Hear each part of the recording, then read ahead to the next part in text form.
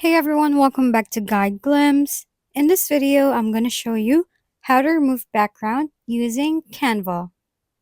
First, upload your design or use the Elements tab to find an image you want to use. For example, let's search for a dog image.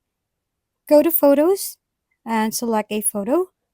Once you've added the image to design, click on the Edit Image button. This will take you to Magic Studio, where you will find the PG remover or background remover. Click on it, and the background will be removed, leaving you with a clear photo. You can then use it for anything you want. Once you're done designing, download your image. Remember, this feature is only available in Canva Pro, not on the free account, so you must upgrade or purchase a premium account first. Once again, thank you for watching. This has been Guide Glimpse. Don't forget to like, share, and subscribe for more how-to videos.